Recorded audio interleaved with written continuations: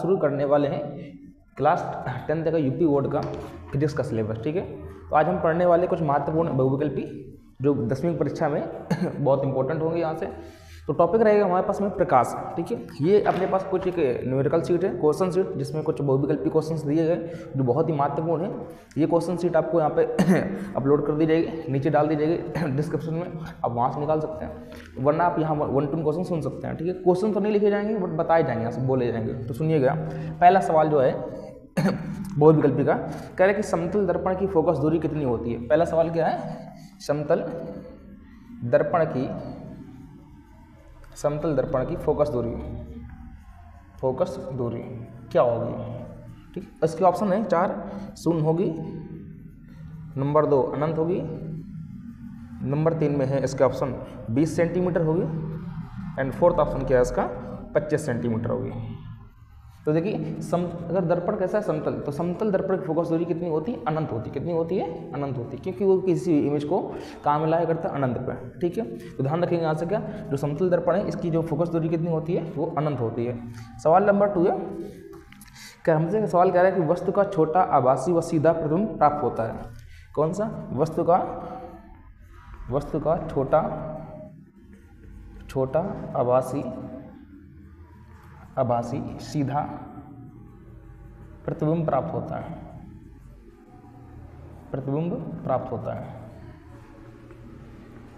ठीक, ये सवाल नंबर कौन सा, तीसरा। इसके 4 ऑप्शन होंगे। ठीक है, अगर आपको ऑप्शन सही लगता है तो वीडियो थोड़ा रोक करके ऑप्शन को टिक करिए। इसके 4 ऑप्शन होंगे, अवतल दर्पण में, अगला ऑप्शन से उत्तल दर्पण में,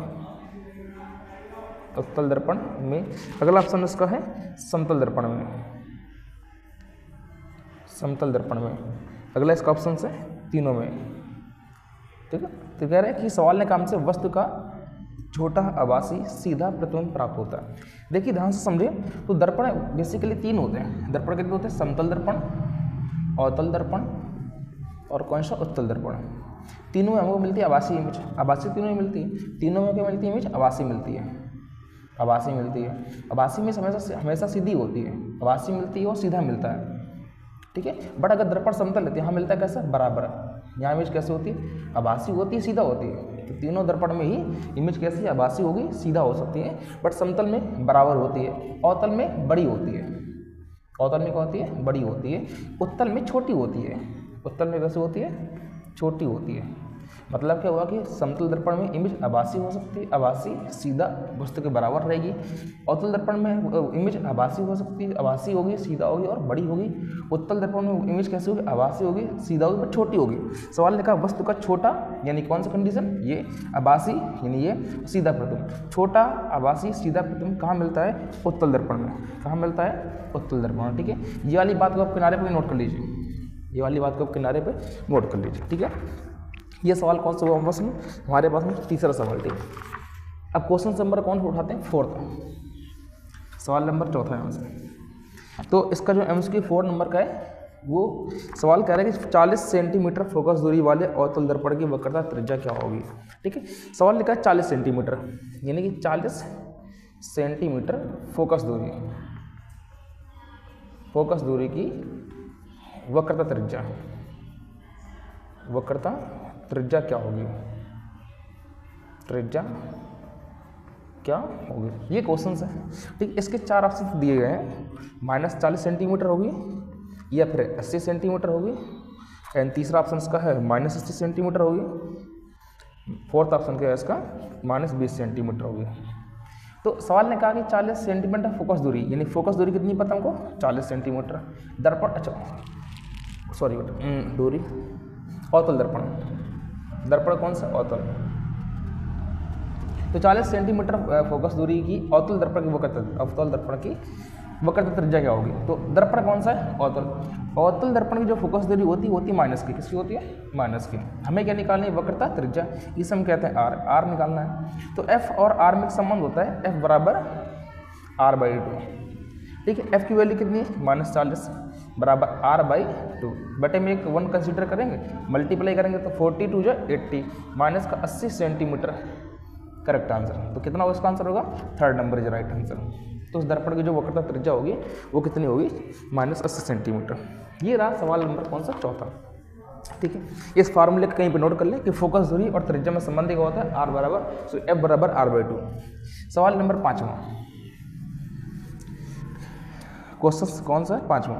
कह रहे कि नंबर 1 सॉरी 5 क्वेश्चन है।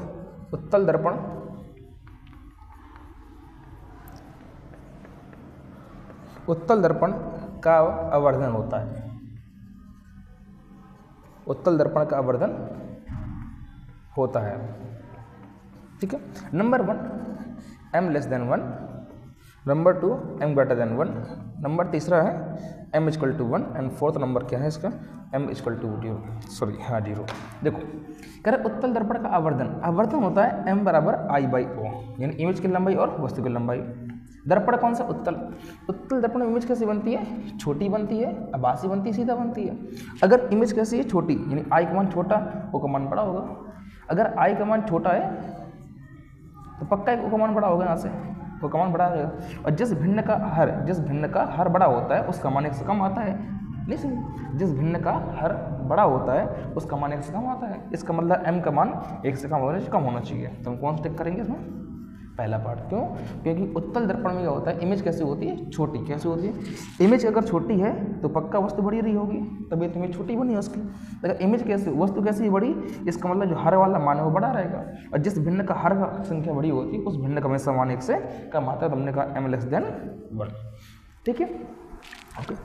ये फार्मूला भी आप नोट कर लीजिए। आवर्धन फार्मूला क्या होता है, m बराबर I/O करके। चलिए अगला सवाल पर ध्यान देते हैं। सवाल नंबर कौन सा, ये PDF जो है आपको वहाँ पे नीचे दे दी जाएगी, आप निकाल सकते हैं, वरना बगल में साथ डाल देंगे उसको। क्वेश्चन कौन सा, 6वां सवाल। ये सारे क्वेश्चन बहुत ही ज़्यादा इंपॉर्टेंट है बोर्ड के पर्पज से। बोर्ड की डेट आ चुकी है, 24 फरवरी से एग्जाम है आपके, 12 मार्च तक। तो आप उन्हीं एग्जाम को देखते हुए आपकी ये शॉर्ट PDF बनाई गई है, इसमें बोर्ड के लेवल का कंटेंट रखा गया है। ठीक है, चलिए सवाल कौन सा, 6वां MCQ। करे किसी अवतल दर्पण द्वारा वस्तु का आभासी, बड़ा व सीधा प्रतिबिंब प्राप्त करने के लिए वस्तु को रखना चाहिए। सवाल क्या कह रहा है, किसी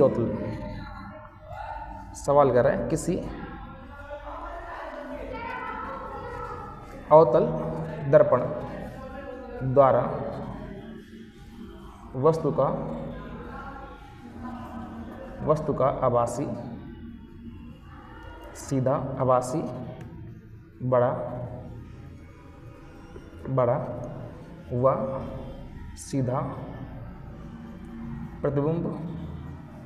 व सीधा प्रतिबिंब प्राप्त करने के लिए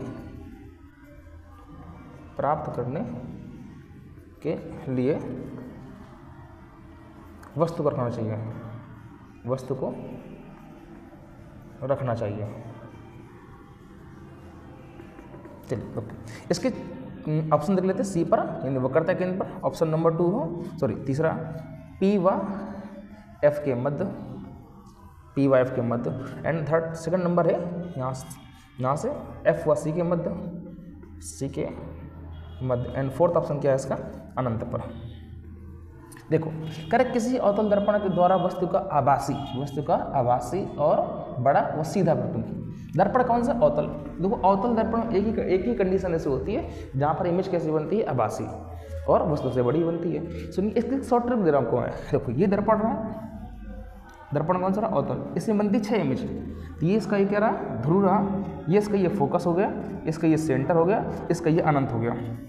हम पहली बार वस्तु कहाँ रखते हैं, वो अनंत में। फिर हम वस्तु कहाँ रखते हैं, अनंत और सेंटर के बीच में 2 नंबर पे। फिर वस्तु कहाँ रखते हैं, 3 नंबर में। फिर वस्तु कहाँ रखते हैं, 4 नंबर में। फिर वस्तु कहाँ रखते हैं, 5 नंबर फोकस में। फिर वस्तु कहाँ रखते हैं, फोकस दोनों के बीच में। अच्छा, जब वस्तु कहाँ होती है, ये क्या है, वस्तु की पोजीशन, ये कैसी है, वस्तु की। अच्छा, वस्तु अनंत में होती है, इमेज कहाँ बनती है, फोकस में। वस्तु इसके बीच में आती है, इमेज कहाँ आती है, इसके बीच में आती है। वस्तु कहाँ होती है, सेंटर में, इमेज कहाँ होती है, सेंटर में। वस्तु कहाँ होती है, सेंटर फोकस के बीच में, इमेज कहाँ होती है, सेंटर के बाहर। वस्तु कहाँ होती है, फोकस में, इमेज कहाँ होती है, इसकी अनंत में। यानी जब वस्तु इस तरफ जाती है, इमेज कहाँ आती है, इसकी इस तरफ। यहाँ पे क्या बनता है, इसका प्रतिबिंब। जैसे जैसे वस्तु इस तरफ जाती है वैसे इमेज यहाँ आती है। बट जब हम वस्तु को कहाँ पर रखते हैं, फोकस और ध्रुव के बीच में, इस पॉइंट पर जब रखते हैं वस्तु को यहाँ पर, तो इसकी इमेज क्या बनती है, दर्पण भीतर आभासी। कैसी बनती है, दर्पण भीतर आभासी। तो ट्रिक ध्यान रखें यहाँ से 1 2 3 4 5 6 एंड 1 2 3 4 5 देन यहाँ पे 6। ठीक है, अब कोई भी इमेज अगर दर्पण के भीतर बन रही तो कैसी होती है, वो आभासी होती है। बाकी जगह इमेज कैसी होती है, वास्तविक होती है। क्योंकि अवतल दर्पण में एक ही इमेज ऐसी है जो कैसी होती है, आभासी। तो डायग्राम से मतलब नहीं, हम समझ गए कहाँ रखना पड़ेगा वस्तु को, फोकस और ध्रुव के बीच में, तब जाकर के इमेज कैसी बनेगी, आभासी और सीधा काम। ठीक है, तो ध्यान रखना कैसे काम करेगी, जब वस्तु कहाँ हो अनंत में, इमेज कहाँ होगी, वस्तु कहाँ होगी सेंटर पर, इमेज कहाँ होगी सेंटर बीच में, वस्तु कहाँ है सेंटर में, इमेज कहाँ सेंटर में, वस्तु कहाँ सेंटर फोकस के बीच में, इमेज कहाँ सेंटर के बाहर, वस्तु कहाँ है फोकस पर, इमेज कहाँ होगी अनंत पे। वस्तु जैसे ही फोकस और पोल के बीच में इंटर करेगी, इमेज कैसे होगी दर्पण के भीतर, जो कि आभासी। तो कौन सी है यहाँ से, ध्रुव और फोकस के मध्य। ये नंबर तीसरा number is the right answer. ठीक, इसको नोट कर लें अभी इस ट्रिक को। ठीक है, ये एक शॉर्ट ट्रिक है, एग्जाम में काफ़ी काम आएगी आपका। ठीक, शॉर्ट ट्रिक। चलिए सवाल कौन सा, 7वां सवाल बताया जाए इसको। ओके,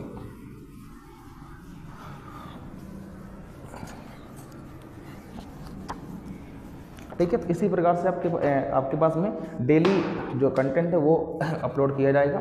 इसके जो पहले एमसीक्यू होंगे, फिर इसके कुछ महत्वपूर्ण क्वेश्चंस होंगे, न्यूमेरिकल्स होंगे जो आपको सॉल्व कराए जाएंगे यहाँ पर। इसी तरीके से आप बने रहिएगा, डेली शाम को आपको अपडेट कर दिया जाएगा यहाँ से। और अपनी तैयारी जो बोर्ड की है वो लगातार साइंस करते रहे, पूरी साइंस आपको यहाँ से कवर करा दी जाएगी जो बोर्ड की पर्पज होगी। पढ़ाया जाएगा आपको बहुत मेन सिलेबस में। आपके पास में जो नोट्स है, जो PDF है, जो भी आप जहाँ ट्यूशन पढ़ते रहें उनकी जो नोट्स होगी, स्कूल की नोट्स होगी, उसके बगल में रखें, डेली रिवीजन करके आएँ। पहले हम प्रकाश वाली जो यूनिट है उसको एंड करेंगे, फिर हम चलेंगे विद्युत की तरफ। चलिए सवाल नंबर कौन सा है, 7वां। सवाल नंबर 7वां कह रहा है कि वायु के सापेक्ष कांच का अपवर्तनांक 3/2 है, तो कांच में प्रकाश की चाल क्या होगी। सवाल ने कहा कि वायु के सापेक्ष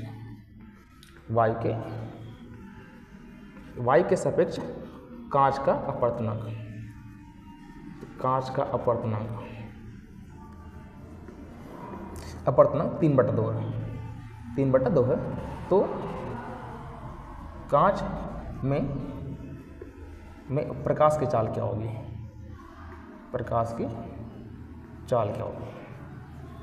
चाल क्या होगी। चलिए इसके ऑप्शन देख लेते हैं। पहला ऑप्शन 3 × 10⁸ मीटर पर सेकंड।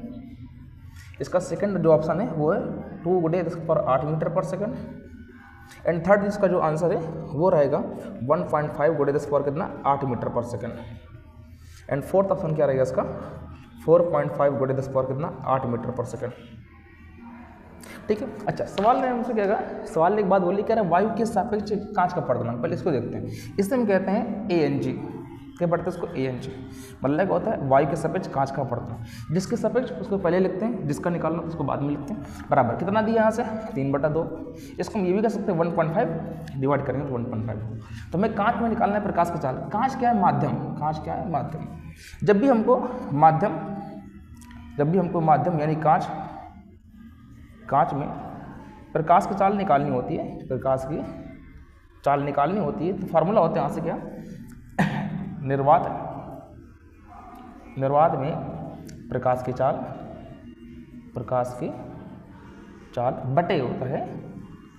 बटे होता है माध्यम का अपवर्तनांक। बटे क्या होता है, माध्यम का अपवर्तनांक। अच्छा हमें चाल निकालनी है, इसको हम बोलते हैं V। ठीक है, ये फॉर्मूला है, इसको फॉर्मूले को नोट करिएगा। ठीक है, ये फार्मूला जब भी किसी माध्यम में निकालनी है प्रकाश की चाल, तो फार्मूला कौन सा, माध्यम कांच में प्रकाश। अब कांच है, उन्होंने कांच ले लिया, माध्यम कोई हो सकता है, कांच, जल, पानी, कुछ भी कह सकते हैं। निर्वात में प्रकाश की चाल बटे माध्यम का अपवर्तन, जो माध्यम में चाल निकालनी है V। इसको हम बोलते हैं 3 × 10⁸ मीटर पर सेकंड। चूँकि ये फिक्स होती वैल्यू, ये आपको याद रखना पड़ेगा, सिंबल C होता है इसका। 3 × 10⁸ मीटर पर सेकंड। माध्यम का अपवर्तनांक कितना था, 3/2। चाहे बटा वाला मान रखिए, चाहे ये वाला मान रख दीजिए, बट इसमें थोड़ा इजी हो जाएगा कैलकुलेशन। तो 1.5 इसको उड़ा गया, यहाँ 0 आ जाएगा। 15 × 15, 15 दूनी 30, तो कितना हुआ, 2 × 10⁸ मीटर पर सेकंड। ये क्या है, माध्यम में प्रकाश की चाल। कौन सा सही ऑप्शन है, second number is the right answer. ठीक है, ओके, ये तो बहुत सिंपल सा सवाल था। अगर आपसे सवाल ये सिंपल बन जाए तो कोई दिक्कत नहीं, आप वीडियो को आगे बढ़ा सकते हैं करके। ठीक, अगला सवाल देखते हैं यहाँ से, सवाल नंबर 8वां। क्वेश्चन नंबर 8वां। चलो तो अगला सवाल जो कहता है 8 नंबर का, वो कहता है कि दो माध्यमों की सीमा पृष्ठ पर एक प्रकाश किरण लंबवत आपतित होती है तो अपवर्तन कोण क्या होगा। देखो सवाल हमसे कहा क्या कि सवाल नंबर 8 में दो माध्यमों के सीमा पृष्ठ पर एक प्रकाश किरण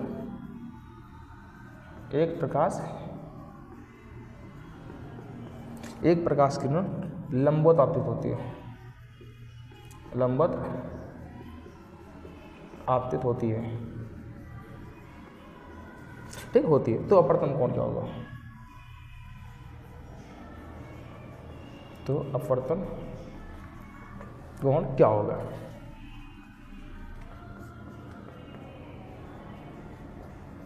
चलिए ऑप्शन देखते हैं इसके। R बराबर 90 अंश, 0 एंड R बराबर 90 एंड थर्ड ऑप्शन इसका मिलेगा R बराबर 30 डिग्री एंड फोर्थ ऑप्शन इसका R बराबर 90 डिग्री। देखो सवाल का दो माध्यम, देखो मान लेते हैं कि लाइन ये, इसे बोला करते हैं सीमा पृष्ठ मतलब क्या, एक ऐसी लाइन जो दो माध्यमों को बांट देती है। यहाँ पे माध्यम 1 है, यहाँ माध्यम 1 है, यहाँ माध्यम कौन सा 2 है, ठीक है। तो ये जो लाइन है, ये लाइन एक मीडियम को बांट रही है, एक दो मीडियम को आपस में बांट रही है, उसको बोलते हैं सीमा पृष्ठ। अब यहाँ पर होता है नॉर्मल, क्या होता है अभिलंब होता है। सवाल था कि दो माध्यमों के सीमा पृष्ठ पर एक प्रकाश की लंबवत बोला होता है जहाँ से अभिलंब उसी हुआ, अभिलंब के ऊपर से ऐसे ही यहाँ से आ रही है। तो कह रहे तो अपवर्तन कोण क्या होगा। अब अपवर्तन कोण और आपतन कोण बनते हैं अभिलंब से, तो अभिलंब से बनने वाले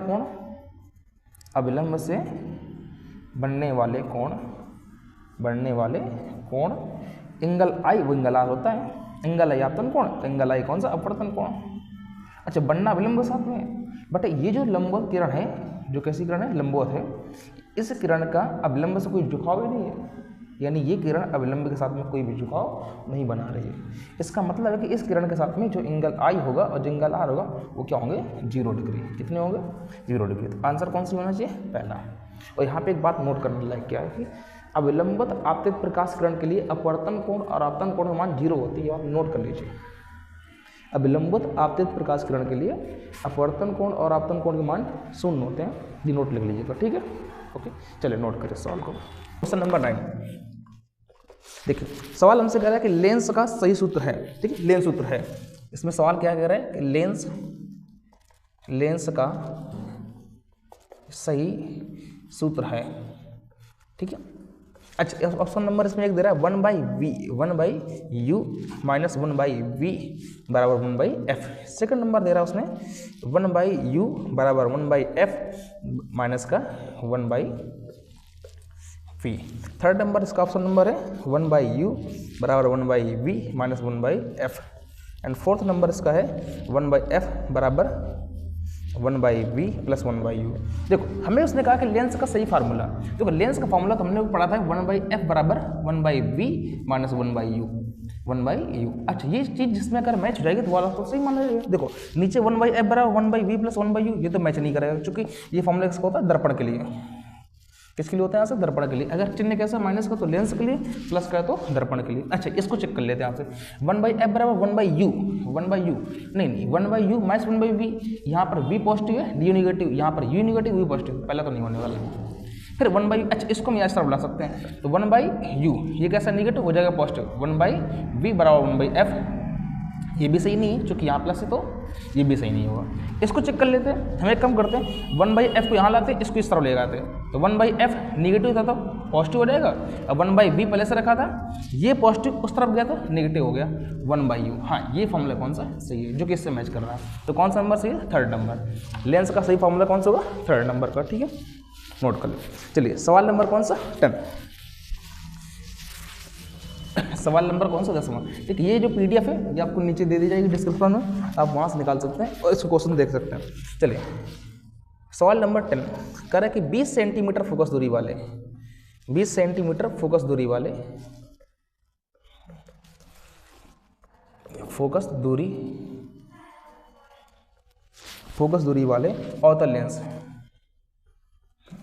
अवतल लेंस की क्षमता क्या हो क्षमता होगी, ये सवाल है। ऑप्शन नंबर पहला -5 dioptre, option number second plus का 5 dioptre, option number third minus का 2 dioptre and option number fourth plus का 2 डायोप्टर। सवाल ने हमसे कहा कि 20 सेंटीमीटर फोकस दूरी वाले अवतल लेंस की क्षमता, हमें क्या निकालनी, लेंस की क्षमता। तो लेंस की क्षमता फॉर्मूला होता है P बराबर 1/f, फोकस होना चाहिए मीटर में। अच्छा लेंस कौन सा होता है, तो अगर 20 सेंटीमीटर फोकस दूरी, ये क्या पता हमको, फोकस दूरी, यानी f कितनी पता है 20 सेंटीमीटर। अच्छा लेंस कौन सा, अवतल चिन्ह किसका है, माइनस का, तो 1/-20, चूंकि सेंटीमीटर है, मीटर करने के लिए 100 से मल्टीप्लाई कर दिया जाएगा यहाँ से, इससे ये कट जाएगा, 2 पंचे 10, तो कितना माइनस का 5 डायोप्टर P बराबर। तो कौन सी है, पहला option is the right answer. कौन सा होगा, 20 सेंटीमीटर फोकस दूरी वाले अवतल लेंस की जो क्षमता होगी वो होती है माइनस का 5 डायोप्टर। ठीक है, हो गया। बाकी आप इससे सॉल्व कर सकते हैं। सवाल नंबर कौन से, 11th, सवाल नंबर 11वां कह रहा है कि एक लड़का दीवार पर लगी घड़ी का समय नहीं देख पाता है। एक लड़का दीवार पर लगी घड़ी का समय नहीं देख पाता है, जबकि अपने हाथ में पहनी हुई घड़ी का समय आसानी से देख पाता है, तो उसकी आंख में कौन सा दोष है। अब देखो सवाल क्या कह रहा है, अगर एक लड़का है कोई, ये लड़का सामने एक दीवार है, दीवार पे अगर कोई घड़ी लगी है, इस यहाँ की घड़ी लगी है, इसमें जैसे मान लेते हैं एक वॉच है, दीवार बहुत दूर होती है वैसे, ये लड़का है, ठीक है। अब ये लड़का दीवार पे घड़ी टंगी है इस प्रकार से, इसमें 12, 6, 3 और 9 इस प्रकार से टाइम शो हो रहा है, ठीक है। तो ये लड़का दीवार में घड़ी का समय देख पा रहा है, लेकिन इसके हाथ में एक घड़ी बंधी है, इसका समय नहीं देख पा रहा है, यानी ये समय नहीं देख पा रहा है, ये समय वो देख पा रहा है। तो मतलब दूर का दिख रहा है, इसको दूर का दिख रहा है, लेकिन निकट का नहीं दिख रहा है, निकट का नहीं दिख रहा है। तो सवाल ने कहा कि कौन सा दोष है, तो अगर दूर का दिख रहा है, निकट नहीं दिख रहा है, इसका दोष कौन सा, इसको दोष कौन सा है, निकट दृष्टि दोष। कौन सा दोष है, निकट दृष्टि दोष, निकट दृष्टि दोष। देखो जहाँ का दिखाई दे रहा है उसको वही दोष होता है, निकट दिख रहा है तो मतलब निकट दृष्टि दोष, दूर दिख रहा है मतलब कौन सा, दूर दृष्टि दोष, ठीक है। अच्छा तो ऑप्शन कौन सा यूज कर, इसके 4 ऑप्शन थे, इसके 4 ऑप्शन थे, ठीक है। सवाल बहुत बड़ा है, तो आप सवाल के लिए आपको बगल में इसकी कॉपी लगा दीजिएगी, तो आप उससे पढ़ सकते हैं, ठीक है। अच्छा सवाल ऑप्शन नंबर 1 अंधबिंदुकता, सवाल नंबर कौन सा, अबिंदुकता, अबिंदुकता। सेकंड नंबर क्या है, जरा दृष्टि दोष, जरा दृष्टि दोष। थर्ड नंबर क्या है इसका, निकट दृष्टि दोष, निकट दृष्टि दोष। एंड फोर्थ नंबर क्या है इसका, दूरदृष्टि दोष, दूरदृष्टि दोष। तो हमने क्या देखा यहाँ से कि दूर का दिख रहा है लेकिन निकट का नहीं दिख रहा है। अगर किसी इंसान को दूर का दिख रहा है, निकट का नहीं दिख रहा है, इसका मतलब कौन सा दोष हुआ, निकट दृष्टि दोष। जिस व्यक्ति को जहाँ का दिखाई देता है उसको वैसा दोष होता है। अगर कोई व्यक्ति है उसको दूर का दिख रहा है मतलब दूरदृष्टि दोष, निकट दिख रहा है मतलब कौन सा, निकट दृष्टि दोष। तो ऑप्शन कौन सा होगा इसका, third number is the right answer. कौन सी होगा, निकट दृष्टि दोष। चलिए सवाल नंबर कौन सा, अगला।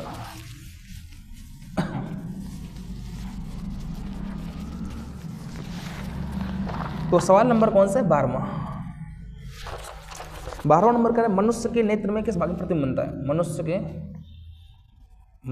के नेत्र के किस भाग पर प्रतिबिंब बनता है, प्रतिबिंब बनता ये। इसके ऑप्शंस हैं नंबर 1 कॉर्निया पर, नंबर 2 दृष्टिपटल पर, दृष्टिपटल पर, नंबर 3 ऑप्शन है इसका आइरिस पर, एंड फोर्थ ऑप्शन क्या है इसका, रक्तक पटल पर, रक्तक पटल पर। देखो तो मनुष्य के नेत्र में देखो मनुष्य के नेत्र में किस भाग पर बनता है प्रतिबिंब। तो जब बात करते हैं मनुष्य के नेत्र में, तो मनुष्य के नेत्र में इमेज बनती है रेटिना पर। कहाँ बनती है, रेटिना पर, ये तो जानते हो यहाँ से। तो प्रतिबिंब कहाँ बनता है बच्चों, मनुष्य के नेत्र पर प्रतिबिंब बनता है रेटिना पर। रेटिना के 2 नाम होते हैं, रेटिना के इसके 2 नाम होते हैं। एक नाम होता है इसका दृष्टिपटल, दृष्टिपटल। तो चाहे दृष्टिपटल कह दीजिए, चाहे उसको रेटिना कह सकते हैं। क्या कह सकते हैं उसको, चाहे दृष्टिपटल कहें चाहे इसको रेटिना कह दें। कहाँ बनता है, दृष्टिपटल पर। कहाँ बनता है, दृष्टिपटल पर। चलो अगला क्वेश्चन से, क्वेश्चन नंबर 13 कह रहा है कि हीरे का चमकना उदाहरण है, हीरे का चमकना उदाहरण है हीरे। नंबर 1 प्रकीर्णन का, नंबर 2 वायुमंडलीय अपवर्तन का, वायुमंडलीय अपवर्तन का। नंबर तीसरा है वर्ण विक्षेपण का। एंड फोर्थ ऑप्शन क्या है? पूर्ण आंतरिक परावर्तन का, पूर्ण आंतरिक परावर्तन का। देखो हीरा जब चमकता है तो हीरे के चमकने के पीछे एक घटना होती है प्रकाश की, उससे वो क्या करते हैं? पूर्ण आंतरिक परावर्तन, इससे कहते हैं TIR। क्या बोला करते हैं? TIR। देखो हीरा कोई चमकता नहीं है, हीरे का ऐसा शेप, हीरे को ऐसे शेप में ढाला जाता है जिसमें जब वो प्रकाश किरणों से पड़ेंगे उसमें क्या हो सके? पूर्ण आंतरिक परावर्तन।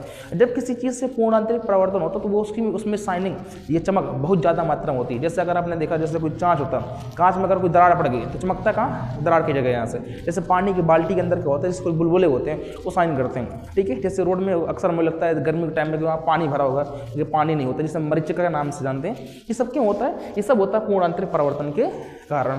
तो जो हीरा होता है, हीरे का चमकना किसका एग्जाम्पल होता है? पूर्ण आंतरिक परावर्तन के कारण, ठीक है। जिसे हम शॉर्ट में कहते हैं TIR, टोटल इंटरनल रिफ्लेक्शन। सवाल नंबर कौन सा? 14वां। हमसे कह रहा है कि स्वस्थ नेत्र का, स्वस्थ नेत्र का दूरबिंदु होता है, होता है। Option number 1 25 centimetre, option number 2 100 centimetre, option number 3 Anant, and fourth number कौन सा है? फोर्थ ऑप्शन से 0 सेंटीमीटर। बोले तो इसको शून्य कह सकते हैं, ठीक है। अच्छा देखो, मतलब सिंपल से क्या? स्वस्थ नेत्र मतलब अगर कोई मनुष्य की आंख में कोई दोष नहीं, किसी प्रकार कोई दोष नहीं है, निकट दूर जरा दृष्टि दोष कुछ भी दोष नहीं है, मतलब नेत्र पूर्णतः स्वस्थ है। तो स्वस्थ नेत्र का दूरबिंदु मतलब सिंपल से वो कहाँ तक देख सकता है? दूरबिंदु होता है वो कितनी दूर तक देख सकता है? मैक्सिमम कहाँ तक देख सकता है? तो अगर नेत्र कैसी स्वस्थ, उसमें किसी प्रकार कोई भी दोष नहीं है, तो स्वस्थ नेत्र का जो दूरबिंदु होता है वो कहाँ तक देख सकता है? अनंत तक। कहाँ तक? मतलब सिंपल से जैसा मान लो आपकी आँख है, अगर आप छत पे खड़े हो जाओ तो अगर आपके नेत्र में कोई दोष नहीं है तो आप कहीं के भी देख सकते हो, जहाँ तक आपकी नजर जा सकती है, बोले तो कहाँ? इनफिनाइट तक। तो इसका जो आंसर होगा वो क्या होगा? अनंत। क्या होगा? अनंत। इसका मतलब क्या होता है? स्वस्थ नेत्र का जो दूरबिंदु होता है उसे हम कहते हैं क्या है? अनंत, ठीक है। इसी में क्वेश्चन आया करता है निकट बिंदु, क्या कहते हैं उसको? निकट बिंदु। अगर वो कह दीजिए सवाल आपसे ये कह दे कि स्वस्थ नेत्र का निकट बिंदु वो होता है 25 सेंटीमीटर, ध्यान रखिए क्या होता है? 25 सेंटीमीटर। इसको कहा करते हैं स्पष्ट दृष्टि की न्यूनतम दूरी। क्या कहते हैं इसको? स्पष्ट, इसे कहते हैं स्पष्ट दृष्टि की कौन सी? न्यूनतम दूरी, ठीक है। ध्यान रखिए यहाँ से कौन सी होती है? 25 सेंटीमीटर। निकट बिंदु कितना होता है? 25 सेंटीमीटर। दूर बिंदु कितना होता है? अनंत, ठीक है। ये कौन सा क्वेश्चन है? 14। सवाल नंबर कौन सा? 15वां, ठीक है। हो गया, चलो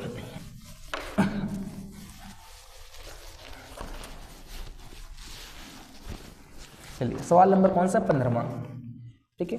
तो उसने हमसे कहा सवाल 15 में कि जरा दृष्टि दोष के निवारण के लिए कौन, अच्छा किस लेंस की प्रकृति होगी? जरा दोष के निवारण के लिए किस लेंस की निवारण के लिए लेंस की प्रकृति होगी? अच्छा ऑप्शन नंबर इसके हैं अवतल लेंस, ऑप्शन नंबर 2 क्या है इसका? उत्तल लेंस, एंड तीसरा ऑप्शन क्या है इसका? द्विफोक्सी लेंस,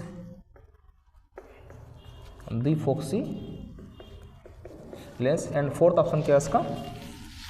फोर्थ ऑप्शन है इनमें से कोई नहीं, एंटी। देखो सवाल क्या कर रहा है हमसे कि जरा दृष्टि दोष, कौन सा? जरा दृष्टि दोष के निवारण के लिए लेंस की प्रकृति क्या होगी? देखो जरा दृष्टि दोष उसे कहते हैं जो दोष वृद्धावस्था में होता है। कौन सा? तो जरा दृष्टि दोष जो होता है ये होता है वृद्धावस्था में। कहाँ होता है? वृद्धावस्था, मतलब बुढ़ापे वाला बोल सकते हैं, वृद्धावस्था। अच्छा इस अवस्था में क्या होता है? न तो हमको दूर का न हमको किसका? पास का यानी निकट का दिखाई देता है। मतलब क्या हुआ?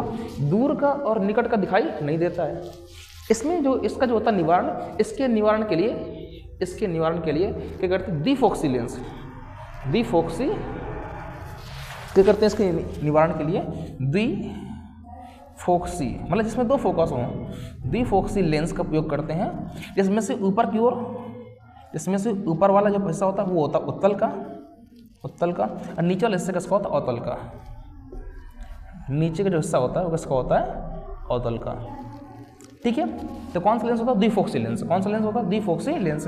किसमें टिक करेंगे, द्विफोक्सी। Third number is the right answer.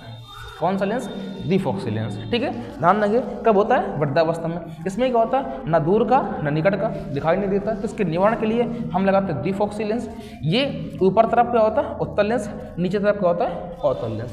ठीक है, चलो सवाल नंबर कौन सा, अगला सवाल नंबर 15वां। ठीक है, हो गया। चलो सवाल नंबर 16वां कह रहे कि प्रकाश के किस रंग का न्यूनतम प्रकीर्णन होता है।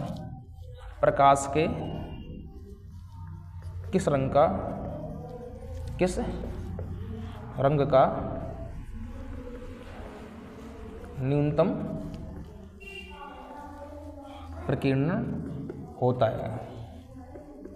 ठीक है, ऑप्शन नंबर 1 प्रकीर्णन मीन्स होता है न्यूनतम, प्रकाश के किस रंग का न्यूनतम प्रकीर्णन, ओके हाँ होता है।